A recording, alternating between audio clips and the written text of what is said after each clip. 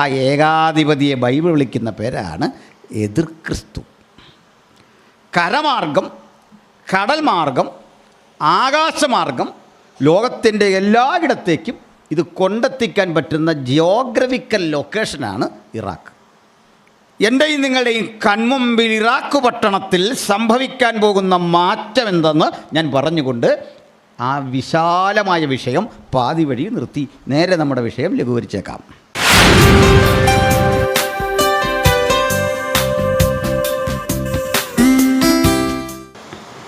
ഈ സ്ഥല ചരിത്രം ആരംഭിക്കുന്നത് ഉൽപ്പത്തി പുസ്തകത്തിൽ നിന്നാണ്. അവിടെ ഒരു ഭരണാധികാരി ഉണ്ടായിരുന്നു.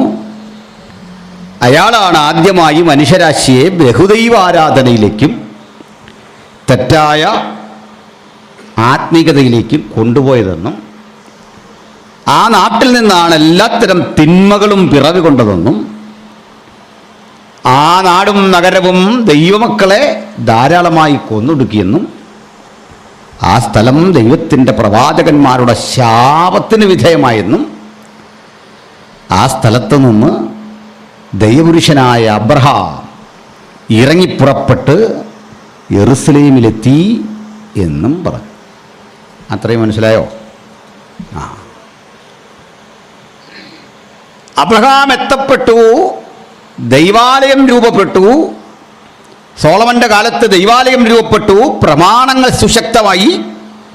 പക്ഷെങ്കിൽ അബ്രഹാം മുതലുള്ള 28ാമത്തെ തലമുറ പരാജിതരായി വീണ്ടും പഴയ സ്ഥലത്തെത്തിയെന്നും അവരുടെ പേരാണ് ശദ്രക്ക്, മേശക്, അബേദ്നെഗോ, ദാനിയേൽ തുടങ്ങിയവർ.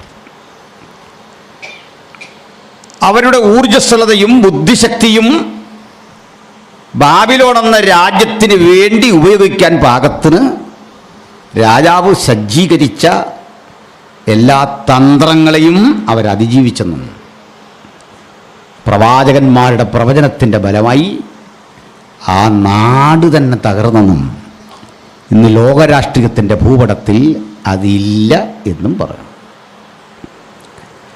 ഒറ്റവാക്കിൽ പറഞ്ഞാൽ ബാബിലോണിൻ്റെ ഉദയവും അസ്തമയവുമാണ് നമ്മൾ പറഞ്ഞത്. പക്ഷേ ഒരാശങ്കയ്ക്ക് പ്രസക്തിയുണ്ട്.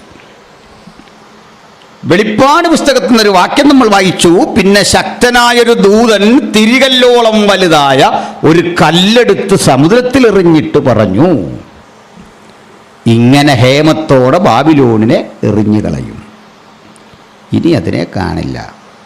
വാക്യം വായിക്കാൻ ഒരു മൈക്കെടുത്ത് വെച്ചോ. പിന്നെ ആളുണ്ടോ? അപ്പോൾ ഇങ്ങനെ ബാബിലോണിനെ നശിപ്പിക്കും. വാദ്യക്കാർ, വൈണികന്മാർ, മറ്റ് കലാകാരന്മാരൊന്നും ഇനി അവിടെ ഉണ്ടാവില്ല. അവിടെ യന്ത്രങ്ങൾ ഇരമ്പുന്ന ശബ്ദം കേൾക്കാൻ കഴിയില്ല. വൈദ്യുത വെളിച്ചം നഷ്ടമാകും. ആ നാട് ഇരുട്ടിൽ അമരും, ആ നാട് തകരും എന്ന് അവസാന ഗ്രന്ഥമായ വെളിപ്പാടിൽ എഴുതിയിരിക്കുന്നു. ഈ മഹാനഗരത്തിൻ്റെ തകർച്ച വെളിപ്പാട് പുസ്തകത്തിൽ പറയുമ്പോൾ വെളിപ്പാട് ഒടുവിലത്തെ പുസ്തകമാണ്. ഇത് പഴയ നിയമത്തിലെ തകർന്നു, ഇനി പണിയില്ല. പണിയില്ലെന്ന് മാത്രമല്ല, യെശയ്യാ പ്രവചിച്ചു, അതിൽ ഒരു നാളും കുടിപ്പാർപ്പുണ്ടാവില്ല. ഭൂതങ്ങൾ നൃത്തം ചെയ്യും. ആ സ്ഥലത്ത് മൂങ്ങകൾ, ചെന്നായ്ക്കൾ, കുറുനരികൾ ഓലിയിടുമെന്ന് എങ്ങനെ പ്രവചിച്ചോ അതിനെ അന്വർത്ഥമാക്കും വിധം ഇന്ന് ഇറാഖ് സന്ദർശിക്കുന്ന ഏതൊരാൾക്കും കാണാം, ആ നഗരം തകർന്നു കിടക്കുന്നു.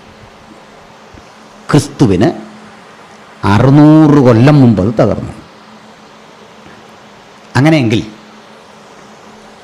അവിടെ നിന്ന് ഏതാണ്ട് 700 കൊല്ലം 95 എത്തുമ്പോൾ വിശുദ്ധ യോഹന്നാൻ എഴുതുന്ന വെളിപ്പാട് പുസ്തകത്തിൽ അദ്ദേഹം പറയുകയാണ്, ഇങ്ങനെ ബാബിലോണിനെ നശിപ്പിക്കും. അപ്പോൾ അതെന്താണ്? അപ്പോൾ ഒരു കാര്യം എളുപ്പത്തിൽ പറഞ്ഞു തീർക്കാം, എന്നിട്ട് വായനാ ഭാഗത്തിലേക്ക് കിടക്കാം. ഇന്നലെ അവിടേക്ക് വന്നില്ല. ആ സ്ഥലത്ത് അബ്രഹാം വന്നതേ ഉള്ളൂ, നമ്മൾ വന്നില്ല. ഇന്നതിലേക്കാണ് യാത്ര. സഹോദരേ, പണ്ട് അന്ന് തകർന്നു പോയ ബാബിലോൺ ആ നഗരം പുനർനിർമ്മിക്കുമെന്നല്ല, അന്ന് കണ്ട തിന്മകളോടുകൂടി ഒരധർമ്മ സംസ്കാരമായി, എല്ലാത്തരം മലിനതകളുടെയും കേന്ദ്രമായി, ഒരധോലോകമായി, മയക്കുമരുന്നുകളുടെ കേന്ദ്രമായി, മദ്യപാനികളുടെ താവളമായി, ഏറ്റവും മോശപ്പെട്ട നിലവാരത്തിൽ ബാബിലോൺ ചരിത്രത്തിലേക്ക് തിരിച്ചു വരും. ഇതും ബൈബിൾ പറയുന്നു. ആ ഒരു പ്രവചന ഭാഗം നമ്മൾ വായിക്കാൻ പോവുകയാണ്. മൈക്കിലൂടെ വായിക്കുമ്പോൾ ശ്രദ്ധിച്ച് കേൾക്കണം. ശ്രദ്ധിച്ചാൽ മനസ്സിലാകുന്ന ചില കാര്യങ്ങളാണ്. വളരെ ഏകാഗ്രത നമുക്ക് ആവശ്യമുണ്ട്. സക്കറിയ പ്രവാചകന്റെ പുസ്തകം 5-ാം അധ്യായം 5 മുതലുള്ള വേദഭാഗങ്ങൾ നമുക്ക് വായിച്ചു കേൾക്കാം.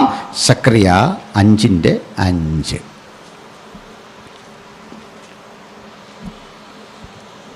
അനന്തരം എന്നോട് സംസാരിക്കുന്ന ദൂതൻ പുറത്തു വന്ന് എന്നോട്, നീ തല പൊക്കി ഈ പുറപ്പെടുന്നത് എന്താകുന്നു എന്ന് നോക്കുക എന്ന് പറഞ്ഞു. സക്കറിയ പ്രവാചകന്റെ ഒരു ദർശനമാണ് കാണുന്നത്. എന്നോട് സംസാരിക്കുന്ന ദൂതൻ പുറത്തു വന്ന് എന്നോട് പറഞ്ഞു, ഈ പുറപ്പെടുന്നത് എന്താണ് എന്ന് നീ നോക്കുക.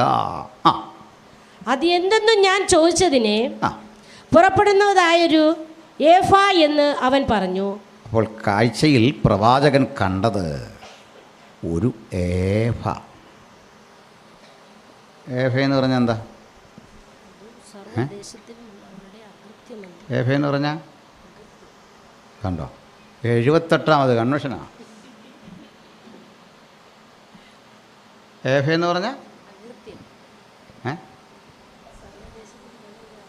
അല്ലല്ല, ഏഫ എന്ന് പറഞ്ഞാൽ ചിലർ ആദ്യം കേൾക്കായിരിക്കും അല്ലേ? അതിപ്പോൾ എൻ്റെ കുഴപ്പമാണോ? ഞാനൊരു കൺവെൻഷനിൽ ഈ വംശീയതയും ചാതുർവർണ്ണയും ഒക്കെ പ്രസംഗിച്ച കൂടെ നായരെന്നും നാടാരെന്നും ഈഴവരെന്നും പുലയരെന്നും പറയരെന്നും ഒക്കെ പറയേണ്ടി വന്നു. ഇത് കേട്ടൊരാൾ പറഞ്ഞു, ഇതൊക്കെ മോശമാണല്ലോ. ഞാൻ ചോദിച്ചില്ലാട്ടെ, ഞാൻ ഉണ്ടാക്കിയതാണോ? ഞാനുണ്ടാക്കിയല്ല, ഈ രാജ്യം ഉണ്ടാക്കി വെച്ചതാണ്. എന്നിട്ട് ഒന്നുകൂടെ പറഞ്ഞു, ഈ നാട്ടിലെ ഏറ്റവും വലിയ വർഗീയവാദി ആരാന്നറിയണ്ടേ? വലിയ ഓഫീസറാണ്. പുള്ളിയാ ജാതി ചോദിക്കുന്നതല്ല. ഇത്രയും വലിയൊരു വർഗീയവാദി നമ്മുടെ രാജ്യത്തില്ല. ഏത് കാര്യത്തിനും ജാതി ചോദിക്കും അല്ലേ? പിന്നെ ജാതിയുടെ കാര്യം ചോദിച്ചപ്പോൾ ഞാൻ ഒന്നുകൂടെ പറഞ്ഞു, ഈ മൂർഖനെ മൂർഖനെന്നല്ലാതെ ഭയം കാരണം തത്തമേന്ന് വിളിക്കാൻ പറ്റുമോ? മനസ്സിലായോ? എൻ്റെ കുഴപ്പമല്ല. അപ്പോൾ ഏഫ എന്നുള്ള സാധനം ഞാൻ കൊണ്ടൊന്നല്ല. ബൈബിളിൽ എന്താ ഏഫയുടെ അർത്ഥമെന്ന് അറിയണ്ടേ? നിസാര സംഭവം. ഇതൊരളവ് പാത്രമാണ്.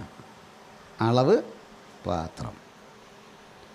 നമ്മുടെ നാട്ടിൽ നെല്ലളക്കുന്ന പറ പോലെയുള്ള ഒരു പറ, അത് അറിയാലോ.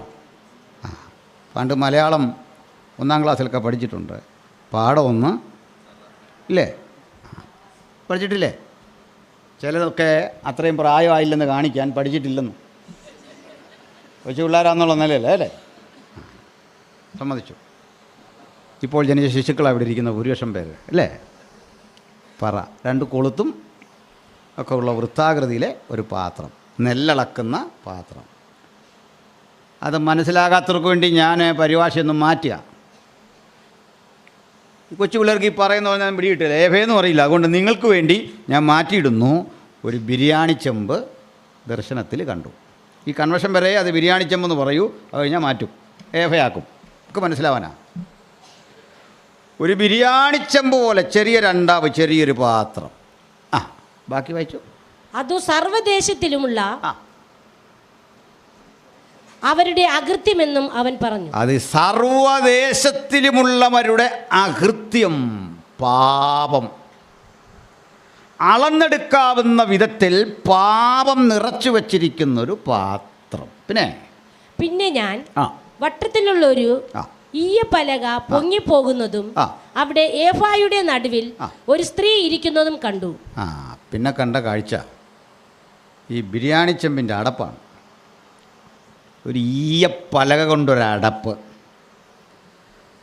അതിന് നടുവിൽ, ഏവയുടെ നടുവിൽ ഒരു ചുമ്മാ സ്ത്രീ എന്നൊന്നും പറയല്ലേ, കേസെടുക്കും.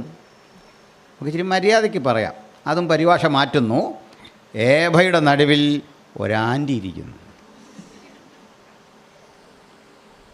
ഒരു ആൻറ്റി. പ്രയാസം മാറിയോ? അപ്പോൾ ഒരു പാത്രത്തിനകത്തൊരു ആൻറ്റി. അങ്ങനെ ഇരുന്ന് ഏതെങ്കിലും ദൈവമക്കളുണ്ടെങ്കിൽ ഒന്ന് കൈയുയർത്തിക്കേ. ഇല്ല. ഇപ്പം ശ്രദ്ധിക്കുന്നുണ്ട് കേട്ടെ. അടുത്ത വായിച്ചു. ഇത് ദുഷ്ടതയാകുന്നു എന്ന് പറഞ്ഞ്. അയ്യോ, കൈ വെക്കാൻ ഞാൻ നന്നായി. കക്ഷി ആരാ? ദുഷ്ടത. പാത്രം എന്താ? അകൃത്യം. അകൃത്യത്തിൻ്റെ പാത്രത്തിൽ ദുഷ്ടത നിറഞ്ഞൊരു സ്ത്രീ ഇരിക്കുന്നു. പിന്നെ അവൻ അവളെ ഏഫായുടെ അകത്താക്കി ഈയ പലക കൊണ്ട് അടച്ചു. ദൂതന് വിവരം ഉണ്ടായിരുന്നു. അവൻ ആ സ്ത്രീയെ ഏഭയുടെ ഉള്ളിലാക്കി ഈയപ്പലക കൊണ്ട് അടച്ചു. പിന്നെ ഞാൻ പിന്നെയും തലപൊക്കി നോക്കിയപ്പോൾ 2 സ്ത്രീകൾ പുറത്തു വരുന്നത് കണ്ടു. സ്ത്രീ സമാജം തുടങ്ങാൻ പോവാ. 1ഉം 2ഉം അല്ല, വരുന്ന 2 സ്ത്രീകൾ പുറത്തു വരുന്നു. അവരുടെ ചിറകിൽ കാറ്റുണ്ടായിരുന്നു.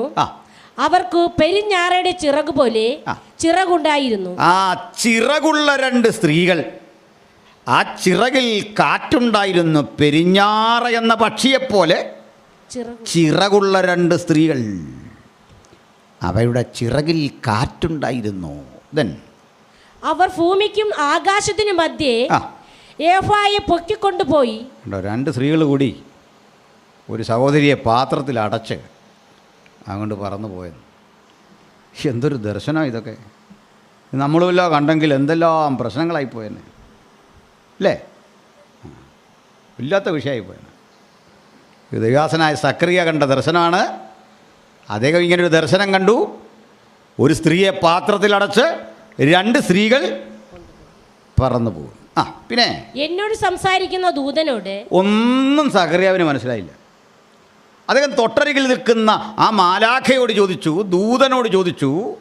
അവർ നിൽക്ക്. ഈ ദൂതൻ എന്നതിൻ്റെ എബ്രായ പദമാണ് മാലാഖ. ഓക്കെ, മാലാഖ. ഈ മാലാഖ എന്ന് കേൾക്കുമ്പോൾ നമുക്കൊരു സ്ത്രൈണഭാവം, ഒരു സ്ത്രീഭാവമാണ് ഓർമ്മ വരുന്നല്ലേ. പക്ഷേ ബൈബിളിലെ മാലാഖ ദൂതനെല്ലാം പുരുഷന്മാരായിരുന്നു. കേൾക്കുന്നുണ്ടോ? പുരുഷന്മാർ. 3 പുരുഷന്മാർ അബ്രഹാമിൻ്റെ വീട്ടിൽ, 2 പുരുഷന്മാർ ലോത്തിൻ്റെ വീട്ടിൽ. അങ്ങനെയല്ലേ? ഗബ്രിയേൽ എന്നൊരു പുരുഷൻ. അപ്പം മലക്ക്, മാലാഖ, ഇതൊക്കെ ആർക്കാ? പുരുഷഭാവമാണ്. നമ്മൾ ഈ മാലാഖ, ഏഞ്ചൽ എന്നൊക്കെ പറഞ്ഞാൽ പുരുഷഭാവമാണെന്ന് പറഞ്ഞാൽ നിങ്ങളുടെ മനസ്സിൽ അത് വരത്തില്ല. നിങ്ങളുടെ എന്നല്ല, ഞങ്ങൾ പാസുമാരെ അച്ഛന്മാരെ ഉള്ളിൽ പോലും വരത്തില്ല. കാരണം നമ്മൾ ഈ കണ്ടു പരിചയിച്ച ദൂതനെ വരച്ചു വച്ചിരിക്കുന്നതല്ല, നൈറ്റി ഇട്ട് നിൽക്കുന്നൊരു സഹോദരിയാണ്. ഇങ്ങനെ വന്നതെന്നൊരു പിടിയില്ല അല്ലേ?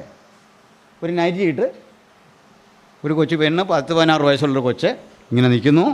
അപ്പുറത്ത് വേറൊരു കൊച്ച് നിൽക്കുന്നു, ഒപ്പന കളിക്കാൻ നിൽക്കുന്നു പോലെ ഇങ്ങനെ നിൽക്കുന്നു. എന്നാൽ ഈ ഏഞ്ചലോസ് എന്ന് പേരുള്ള പെൺകുട്ടികളുണ്ടെങ്കിൽ മാറ്റിക്കോണം.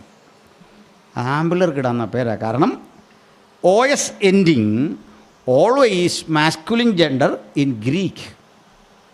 OS തീർന്ന ആളാണ്. മനസ്സിലായില്ലേ? ഏഞ്ചലോസ്. ഇനിയിപ്പോൾ പേരെങ്ങനെ കിടക്കുകയാണെങ്കിൽ കിടക്കട്ടെ, പോട്ടെ.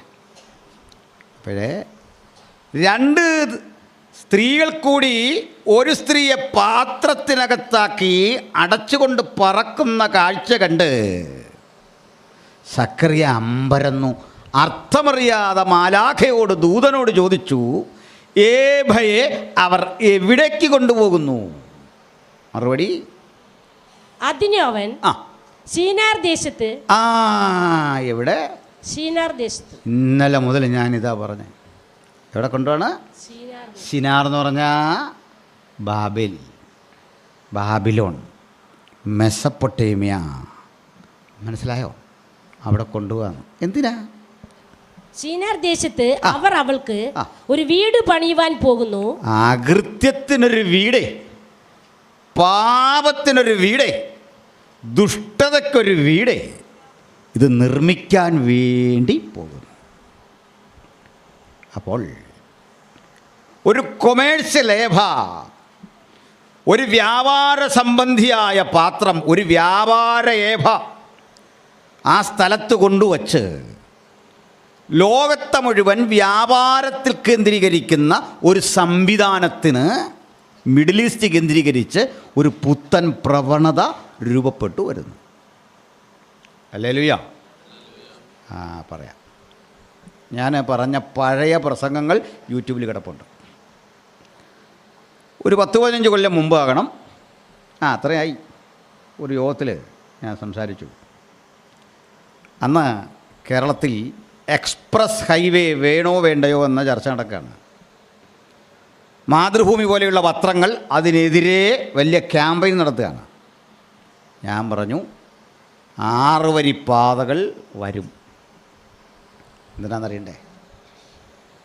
കന്യാകുമാരിയിൽ നിന്നൊരു റോഡ് ആരംഭിച്ച്, അത് കേരളത്തിൻ്റെ മുനമ്പമാണ്, ഈ ഇന്ത്യയുടെ തന്നെ ഒരു മുനമ്പമാണ്. അവിടെ നിന്ന് ആരംഭിച്ച് കർണാടകയുടെ ബോർഡറിൽ മഞ്ചേശ്വരം വരെ ആ റോഡ് വെട്ടിയാൽ അതിനെ എക്സ്പ്രസ് വേ എന്നൊക്കെ പറയാമെങ്കിലും ഹൈവേ എന്നൊക്കെ പറയാമെങ്കിലും നാഷണൽ ഹൈവേ. അത് ഇൻ്റർനാഷണൽ ആകണമെങ്കിൽ കർണാടക കടക്കണം. കർണാടക കടന്ന് മഹാരാഷ്ട്ര കടന്ന് പഞ്ചാബും കാശ്മീരും ഒക്കെ കടന്ന് ഈ റോഡ് അങ്ങ് അറ്റത്ത് ചെല്ലുമ്പോൾ നാഷണലാവും. അപ്പുറം കടന്നാൽ ഇൻ്റർനാഷണലാവും. ഈ റോഡ് കടന്നു പോകുന്ന വഴി, ആ മേഖല നിങ്ങൾ ഒരു മാപ്പ് എടുത്തിട്ട് വരയ്ക്കണം. വരച്ചാൽ നിങ്ങൾ ചെന്നെത്തുന്ന മിഡിൽ ഈസ്റ്റിലെ സുപ്രധാന സ്ഥലം ഇറാഖ്. എന്തിനാ പറഞ്ഞെന്നറിയണ്ടേ? ഈ സ്ഥലത്ത് 666 എന്ന മാന്ത്രിക സംഖ്യയിലൂടെ വ്യാപാര ഏഭയുടെ അല്ലെങ്കിൽ എതിർ ക്രിസ്തുവിൻ്റെ അധാർമികതയുടെ ദുഷ്ടതയുടെ ആധിക്യം വർദ്ധിച്ചിട്ട് എല്ലാത്തരം ഉൽപ്പന്നങ്ങളും വിറ്റഴിക്കപ്പെടുന്ന ഒരു മാർക്കറ്റ് രൂപപ്പെടാൻ പോകുന്നു. സാധനങ്ങൾ പർച്ചേസ് ചെയ്യാനാണ് നമുക്ക് ഈ വഴി. ഞാൻ 15 കൊല്ലം മുമ്പ് പറഞ്ഞത് ഇവിടെ കിടപ്പുണ്ട്, യൂട്യൂബിൽ കിടപ്പുണ്ട്. ഞാനിത് പ്രസംഗമെല്ലാം കഴിഞ്ഞ് തിരുവനന്തപുരത്തൊരു യോഗം കഴിഞ്ഞ് 2010 ജനുവരി മാസം 2-ാം തീയതി വീട്ടിൽ ചെല്ലുമ്പോൾ ഉറങ്ങി നേരം വിളിക്കുമ്പോൾ എന്നെ പാസ്റ്റർ ജോബിറ്റി അലക്സ് വിളിച്ചു. എന്നോട് പറഞ്ഞു, ദൈവാസനെ, ഞങ്ങൾ കഴിഞ്ഞ ദിവസം ആ CD കേൾക്കുന്ന CD ഉള്ള കാലമാണ്. ഇന്നത്തെ മനോരമ പത്രം വായിക്കണം. അമ്പരപ്പിക്കുന്നൊരു വാർത്ത ഫ്രണ്ട് പേജിൽ. ഞാൻ മനോരമ നോക്കിയപ്പോൾ എന്താണെന്നറിയണ്ടേ? ഇന്ത്യ ചൈന അതിർത്തിയിൽ വലിയ പണിയാണ്, ബുൾഡോസറൊക്കെ കൊണ്ടിട്ട് വലിയ പണി നടക്കുകയാണ്. അപ്പം നമ്മളെ ഓർത്തു അതിര് മാന്ത് അന്നോർത്ത് നമ്മൾ പേടിച്ചു പോയി.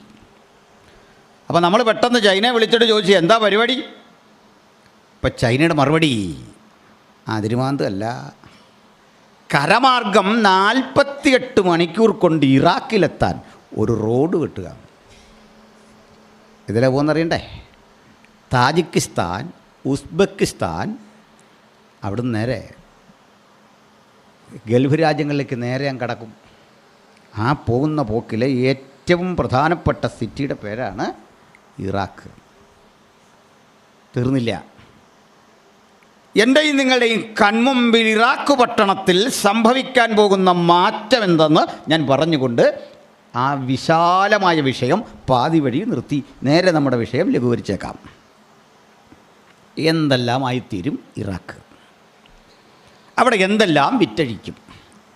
അധർമ്മം ശക്തിപ്പെടുന്ന, ദുഷ്ടത ശക്തിപ്പെടുന്ന, പാപം ശക്തിപ്പെടുന്ന വിനിമയ മാർഗങ്ങളിലൂടെ എന്തെല്ലാം നിങ്ങൾക്ക് വില കൊടുത്തു വാങ്ങാം ആ സ്ഥലത്ത് നിന്നറിയാൻ വെളിപ്പാട് പുസ്തകം 18-ാം അധ്യായം 10 മുതലുള്ള വാക്യങ്ങൾ വായിക്കുക. അവിടെ രൂപപ്പെടുന്ന മാർക്കറ്റിൽ കിട്ടുന്ന വസ്തുക്കൾ എന്തൊക്കെ എന്ന് പരിശോധിച്ചു പോകാം. വെളിപ്പാട് 18-ന്റെ അയ്യോ അയ്യോ മഹാനഗരമായ ബാബിലോണേ, ബലമേറിയ പട്ടണമേ, 1 മണിക്കൂർ കൊണ്ട് നിന്റെ ന്യായവിധി വന്നല്ലോ എന്ന് പറയും. പിന്നെ ഭൂമിയിലെ വ്യാപാരികൾ ഭൂമിയിലെ വ്യാപാരികൾ എന്ന് പറഞ്ഞാൽ മൾട്ടിനാഷണൽ കോർപ്പറേറ്റുകൾ, ഭൂമിയിൽ വ്യാപാരമുള്ളവരെ, ഒരു ചെറിയ നാട്ടിലോ ജില്ലയിലോ ഒതുങ്ങാത്ത പാൻഡലൂൺ പോലെ, അംബാനിയെപ്പോലെ, അദാനിയെപ്പോലെയുള്ള കോടീശ്വരന്മാർ മുതലിറക്കിക്കൊണ്ട്, വാൾമാർട്ടിനെ പോലെ, ബിൽഗേറ്റ്സിനെ പോലെയുള്ള ലോക കോടീശ്വരന്മാർ മുതലിറക്കി ഈ നാടിനെ എങ്ങനെ പണിയും എന്ന് വെളിപ്പാട് പുസ്തകം പഠിപ്പിക്കുന്നു. ഭൂമിയിലെ വ്യാപാരികൾ പൊന്ന്, വെള്ളി, രത്നം, മുത്ത്. നിൽക്ക്, ഇത്രയും കേന്ദ്രീകരിച്ചൊരു കാര്യം പറയാം. ജൂവൽസ്, ഏറ്റവും നല്ല ആഭരണങ്ങളുടെ വിപണി ഇറാഖ് പട്ടണത്തിൽ ശക്തിപ്പെടും. അത് പെട്ടെന്ന് പറഞ്ഞിട്ട് ഞാൻ എക്സ്പ്ലെയിൻ ചെയ്യാം. താഴോട്ട് വായിച്ചേ.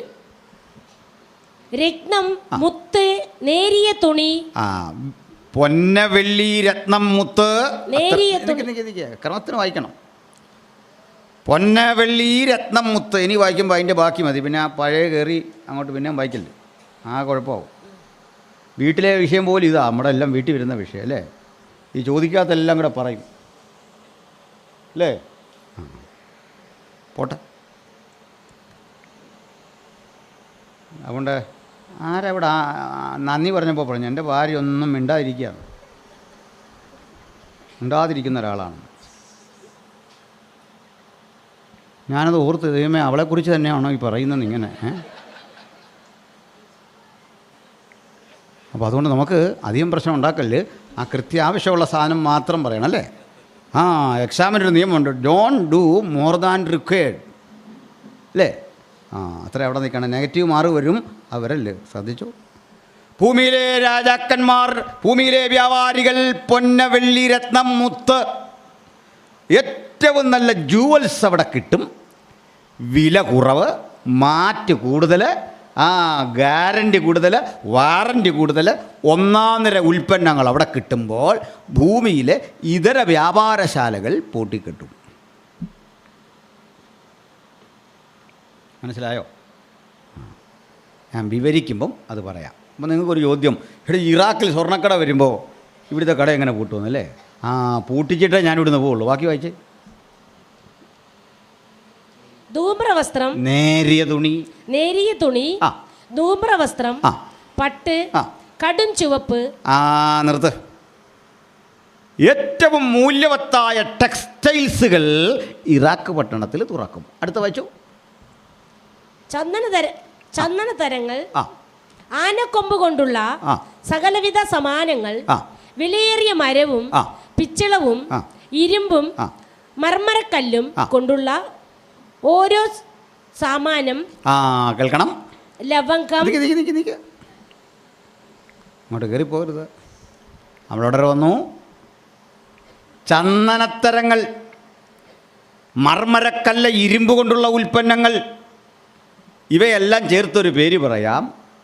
ഇൻറ്റീരിയർ ഡെക്കറേഷന് വേണ്ടത്, നിർമ്മാണത്തിന് വേണ്ടത് ഇത്തരം ഉൽപ്പന്നങ്ങൾ ഇറാഖ് പട്ടണത്തിൽ സുലഭമായി വിതരണം ചെയ്യപ്പെടും. പിന്നെ ലവംഗം, ഏലം, ധൂപവർഗം, മൂറ്, കുന്തിരിക്കം. നിർത്ത്. ധൂപവർഗം, ഏലം, മൂര, കുന്തിരിക്കം, പെർഫ്യൂംസ് ആൻഡ് സ്പൈസസ്, ഇതിൻ്റെ വിപണി അവിടെ ശക്തിപ്പെടും. പിന്നെ വീഞ്ഞ്, വീഞ്ഞും മദ്യത്തിൻ്റെ പ്രതീകം. സുലഭമായി മദ്യം അവിടെ വിറ്റഴിക്കും. പിന്നെ എണ്ണ, ഇന്ധനത്തിൻ്റെ പ്രതീകമാണ്, എണ്ണ വിറ്റഴിക്കും. പിന്നെ നേരിയ മാവ്, വിവിധ തരം ഭക്ഷ്യവസ്തുക്കളുടെ വിപണി ശക്തിപ്പെടും. നേരിയ മാവ്. പിന്നെ ഗോതമ്പ്, കന്നുകാലി, ആട്, മാംസത്തിനും പാലിനും വേണ്ടി മനുഷ്യൻ വളർത്തുന്ന മൃഗങ്ങളുടെ വിപണി, അത്തരം ഉൽപ്പന്നങ്ങളുടെ വിപണി അവിടെ ശക്തിപ്പെടും. പിന്നെ മനുഷ്യൻ്റെ കുതിര, രഥം, വാഹന വിപണി ശക്തിപ്പെടും. പിന്നെ മനുഷ്യദേഹം, മനുഷ്യപ്രാണൻ, മനുഷ്യൻ്റെ പ്രാണനും മനുഷ്യൻ്റെ ദേഹവും വിൽക്കപ്പെടും. എന്താണ് ഇതിൻ്റെ അർത്ഥം? ഞാൻ ക്രമമായി പറയാം. വ്യാപാര ഏഭ അവിടെ കൊണ്ടുവച്ചിട്ട് വിപണി ശക്തിപ്പെടുത്തുമെന്ന് ഞാൻ 10-15 കൊല്ലം മുമ്പ് യൂട്യൂബിൽ പ്രസംഗിച്ചിട്ടുണ്ട്. അതിനും 10 കൊല്ലമെങ്കിലും മുമ്പ് പ്രസംഗങ്ങളൊക്കെ തുടങ്ങിയ കാലത്ത്, ഈ ഡിജിറ്റൽ യുഗമൊന്നും ഇത്ര ശക്തിപ്പെടാത്ത കാര്യത്തെ, നമ്മുടെ കയ്യിലൊക്കെ മൊബൈൽ സർവ്വസാധാരണമല്ലാത്ത കാലത്തെ അന്ന് പ്രസംഗിച്ചിട്ട ചില കാര്യങ്ങളുണ്ട്. അതിന്ന് നടന്നുകൊണ്ടിരിക്കുകയാണ്. ഇതിൻ്റെ പാതി മുക്കാൽ കാര്യവും അന്ന് പറഞ്ഞിട്ടുണ്ട്. എന്തൊക്കെയെന്ന് പറയാം. ഏറ്റവും നല്ല സ്വർണ്ണാഭരണങ്ങൾ, രത്നാഭരണങ്ങൾ, പവിഴമുത്തുകൾ, പത്മരാഗ കല്ല് പതിച്ച മോതിരങ്ങൾ, ഇവ അവിടെ വിറ്റഴിക്കും. അവിടുന്ന് സകല ലോകത്തിലേക്കും ഡിസ്ട്രിബ്യൂട്ട് ചെയ്യും. കരമാർഗം, കടൽ മാർഗം, ആകാശമാർഗം ലോകത്തിൻ്റെ എല്ലായിടത്തേക്കും ഇത് കൊണ്ടെത്തിക്കാൻ പറ്റുന്ന ജിയോഗ്രഫിക്കൽ ലൊക്കേഷനാണ് ഇറാഖ്. ഒരു ഉൽപ്പന്നം കൊണ്ടെത്തിക്കണം, എല്ലായിടത്തും മൾട്ടിനാഷണൽ കമ്പനികൾക്ക് എത്തിക്കണമെങ്കിൽ അതിന് പറ്റിയ ജിയോഗ്രഫിക്കൽ ലൊക്കേഷനുള്ള സ്ഥലം വേണം, സമുദ്രതീരം വേണം, ആകാശഗതാഗതം വേണം. അതുപോലെ സുപ്രധാന കരമാർഗമുള്ള യാത്ര. ഇതിനെല്ലാം ലോകത്തെ തമ്മിൽ ബന്ധിപ്പിക്കുന്ന ഒരു സുപ്രധാന സ്ഥലമാണ് ബാബിലോൺ. ഈ സ്ഥലത്തിൻ്റെ വാണിജ്യ പ്രാധാന്യം കണ്ടുകൊണ്ടാണ് അമേരിക്ക നാളുകൾക്കപ്പുറത്ത് അവിടെ ചെന്ന് ക്യാമ്പ് ചെയ്ത് സദ്ദാമിനെയൊക്കെ ഓടിച്ചിട്ട് തട്ടിക്കളഞ്ഞിട്ട് അവിടെ ചെന്ന് ഈ വ്യാപാര ഏഫ വച്ചു. അമേരിക്ക നയിച്ച ഏത് യുദ്ധത്തിലും ഓടി വന്ന് ക്ഷണിക്കാതെ കൂടുന്ന അവരുടെ മാതൃ സഹോദരി അല്ലെങ്കിൽ മാതാവെന്ന് പറയുന്ന മറ്റൊരു യുവതിയാണ് UK അല്ലെങ്കിൽ ഇംഗ്ലണ്ട്. കാരണം അവിടുന്ന് അമേരിക്ക ഉണ്ടാവുന്നത്. ഇവർ രണ്ടും ഒരുമിച്ചാണ് പല യുദ്ധത്തിലും. 2 സ്ത്രീകളെ വ്യാപാര ഏഫയുടെ കണ്ടുവച്ചിട്ടേ വരാനിരിക്കുന്ന കാലത്തിൻ്റെ കച്ചവടം മുഴുവൻ അവരുടെ കാൽ കീഴാക്കിക്കൊണ്ട് ലോകത്തെ കൺട്രോൾ ചെയ്യാൻ ഒരേകാധിപതിക്ക് അവസരം കൊടുക്കാൻ പോകുന്നു. ആ ഏകാധിപതിയെ ബൈബിൾ വിളിക്കുന്ന പേരാണ് എതിർ ക്രിസ്തു. അന്തിക്രിസ്തു എന്ന് പറയില്ലേ, പിന്നെ എതിർ ക്രിസ്തു. ഇനി നമുക്ക് ഈ സ്ഥലത്ത് വിറ്റഴിക്കുന്ന ഇത്തരം ഉൽപ്പന്നം അവിടെ വിറ്റഴിച്ചാൽ ഇവിടുത്തെ കട പൂട്ടുമെന്നൊക്കെ പറഞ്ഞില്ലേ, അതും പറയാം. നമ്മൾ ഈ കടകളെപ്പറ്റി ധാരാളം ഇത് കേട്ടുകൊണ്ടിരിക്കുക. ഒരുത്തൻ പറയുന്നു പണിക്കൂലി കുറവ്, ഒരുത്തൻ പറയുന്നു മാറ്റ് കൂടുതൽ, ഇവിടുത്തെ സ്വർണ്ണത്തിന് ഇന്ന ഗുണമുണ്ട്. ഇടയ്ക്ക് KSRTCയുടെ പള്ളക്കൊരു പരസ്യം, പണിക്കൂലി തീരെ ഇല്ലെന്ന്. അവിടെ പണിയെടുക്കുന്നവൻ്റെ കാര്യമാണ്. ഈ ജുവല്ലറിയുടെ പരസ്യമാണ്, പക്ഷെ എഴുതിയേക്കുന്നത് എന്താണെന്ന് അറിയണ്ടേ, പണിക്കൂലി തീരെ ഇല്ലെന്ന്. ഡ്രൈവർക്കും കണ്ടിട്ടുപോകാമെന്ന് കണ്ടാൽ മനസ്സിലാവും. ഭയങ്കര അടിയാണ് ജുവല്ലറിക്കാർ തമ്മിൽ. അപ്പോൾ മൊബൈലിലൂടെ, ഫേസ്ബുക്കിലൂടെ, TV-യിലൂടെ നമ്മൾ ഒരു റിങ്ങിൻ്റെ പരസ്യം കണ്ടു, അല്ലെ മാലയുടെ പരസ്യം കണ്ടു. അപ്പോൾ കൗതുകത്തിന് നമ്മൾ അങ്ങോട്ടൊന്ന് കോൾ ചെയ്ത് കഴിയുകയും അവരിങ്ങോട്ട് വിളിച്ചിട്ട് ചോദിച്ചു, സുനിൽ സാറല്ലേ? മനസ്സിലായി, സന്തോഷമായിട്ടൊക്കെ ഇരിക്കുന്നു. അപ്പോൾ സുനിൽ സാർ ഓർക്കും, എൻ്റെ അപ്പനും അമ്മയും പോലും ഇതുപോലെ എന്നെ സ്നേഹിച്ചിട്ടില്ലല്ലോ. കസ്റ്റമർ കെയറിലെ വിളി അങ്ങനെ. ഞാൻ ആദ്യമായിട്ട് മുംബൈ പ്രസംഗിക്കാൻ ചെല്ലുമ്പോൾ ഇവിടുന്ന് കേട്ടേക്കുന്ന മുഴുവൻ മുംബൈ ഭയങ്കര അധോലോകം അങ്ങനെ അങ്ങനെയാണെന്നൊക്കെ കേട്ടേക്കുന്നത്. ഞാൻ ഫ്ലൈറ്റിനങ്ങോട്ട് ഇറങ്ങുകയും കുറേ പേര് എന്നെ അങ്ങ് വളഞ്ഞു. സത്യത്തിൽ നമ്മുടെ മാതാപിതാക്കൾ പോലും ഇതുപോലെ എന്നെ സ്നേഹിച്ചിട്ടില്ല. സ്നേഹത്തിൻ്റെ വീർപ്പുമുട്ടൽ കൊണ്ട് ഒരുവിധം ഞാൻ ഓടി രക്ഷപ്പെടുകയായിരുന്നു എന്ന് പറഞ്ഞ പോലെയാണ് ഈ കസ്റ്റമർ കെയറിലെ വിളി. അപ്പോൾ നമ്മൾ പറഞ്ഞു, മോതിരം ഒരെണ്ണം വേണം. പറഞ്ഞത് വിഷമിക്കണ്ട, സാറിന് മോതിരം 2 ദിവസത്തിനുള്ളിൽ കിട്ടും. ഇപ്പോൾ ഒരു OTP വരും, ഒന്ന് പറയണം. കാര്യങ്ങളെല്ലാം ചെയ്തു. അല്പനിമിഷത്തിനുള്ളിൽ 2 ദിവസത്തിനുള്ളിൽ ഒരു ഫ്രാഞ്ചൈസി ഇതുകൊണ്ട് തന്നു. സാറിൻ്റെ നാൾ ചോദിച്ചു, നാഴിക ചോദിച്ചു. അതിന് പറ്റിയ രത്നക്കല്ല് പതിപ്പിച്ച ഒരു 1.5-2 ലക്ഷം രൂപ വില വരുന്ന ഒരു മനോഹര മോതിരം. സാറ് പറഞ്ഞു, അയ്യോ ക്യാഷ് അതൊക്കെ പതുക്കെ മതി. മാത്രമല്ല ഇതിൻ്റെ ഇടയ്ക്ക് മോതിരം കരഗതമാക്കിയവൻ്റെ രോഗമോ പ്രയാസമോ മരണമോ വന്നാൽ പിന്നെ അടയ്ക്കുകയും വേണ്ട. ആകർഷണീയമായ ഈ ഓഫറെല്ലാം കൂടെ കേട്ടപ്പോൾ നമ്മളിതങ്ങ് വാങ്ങി. ഉള്ള പണം അടയ്ക്ക്. അങ്ങനെ 1.5-2 ലക്ഷം രൂപയുടെ ഒരു മനോഹര മോതിരം നമ്മുടെ സെക്രട്ടറിക്ക് കിട്ടി. സങ്കല്പത്തിൽ പറഞ്ഞതിന് നിങ്ങൾ വിഷമിക്കേണ്ട കാര്യമില്ല. മുമ്പേ പറഞ്ഞാൽ അധികം ആരോട് സംസാരിക്കാത്ത അദ്ദേഹം ആ മോതിരവും ധരിച്ചുകൊണ്ട് ഈ വഴിയെ പോകുമ്പോൾ കാണുന്നവരോടൊക്കെ ചോദിക്കാൻ തുടങ്ങി, എന്നാണ്ട് വാർത്തയൊക്കെ സുഖമായിരിക്കുന്നോ? ഇതിനനുസരിച്ച് ഈ പത്മരാഗക്കല്ല് വെട്ടിത്തിളങ്ങി കാണുന്നവർ ചോദിക്കുക, ഇത് എവിടുന്നാണ് വാങ്ങിയേ? അതൊക്കെ പറഞ്ഞു കൊടുത്തു.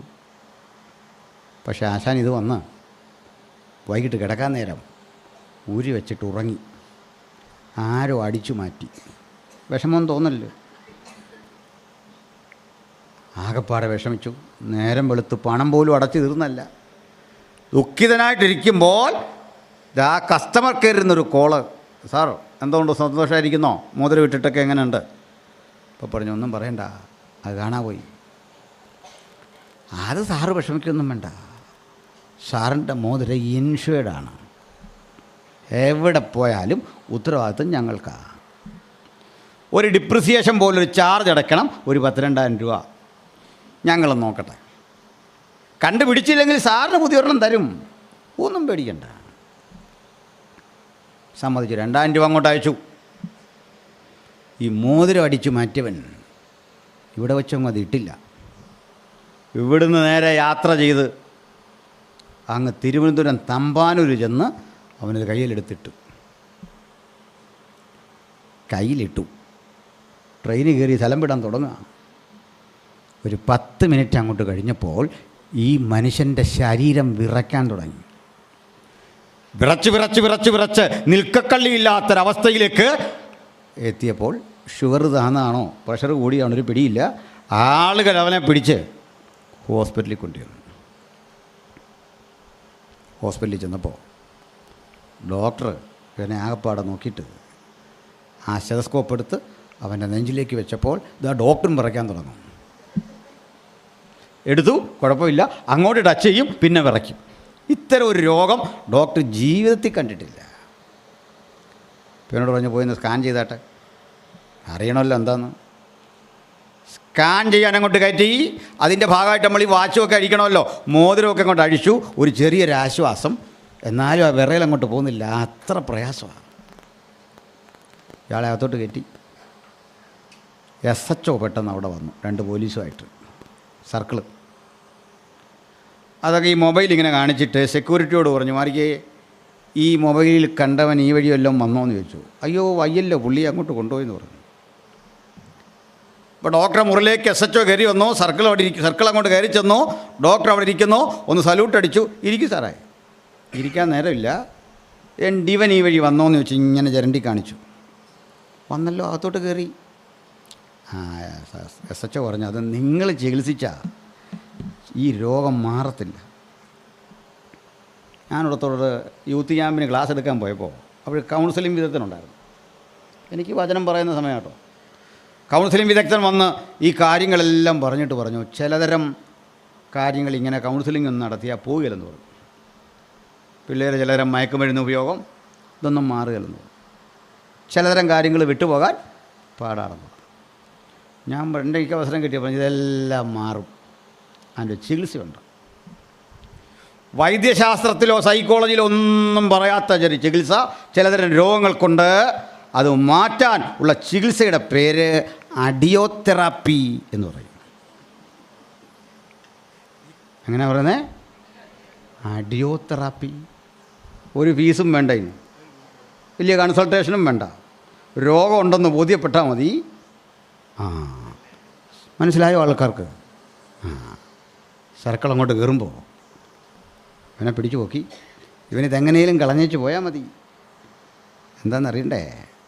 ഈ മോതിരം അതേ വിധത്തിൽ മാനുഫാക്ചർ ചെയ്തിരിക്കുക, അപകരിച്ചെടുത്തുകൊണ്ട് പോകാൻ പറ്റില്ല. അതിൻ്റെ ശാസ്ത്രീയമായ വശങ്ങളൊക്കെ എടുത്ത് പറയേണ്ടതാണ്. നമുക്ക് നേരമില്ല.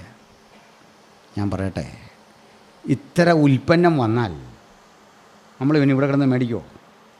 ഇല്ല. അവരെ ഫ്രാഞ്ചൈസികളായി, ഏജൻസികളായി നാട്ടിലെ ജുവലറികൾ ചുരുങ്ങും. ഇങ്ങനെ ഞാൻ ജുവൽസിൻ്റെ മാത്രം കാര്യം പറഞ്ഞെങ്കിൽ തൊട്ടു താഴെ കിടക്കുന്നു നൂതനങ്ങളായ വസ്ത്രവിപണി, പ്രോഗ്രാം ചെയ്ത വസ്ത്രങ്ങളാണ് ഇനി വരാൻ പോകുന്നത്. നോക്കി നിൽക്കുമ്പോൾ ഡിസൈൻ മാറുന്ന, നിറം മാറുന്ന, ക്വാളിറ്റിയുള്ള സുഗന്ധദായകമായ വസ്ത്രങ്ങളുടെ വിപണി വരാൻ പോവാണ്.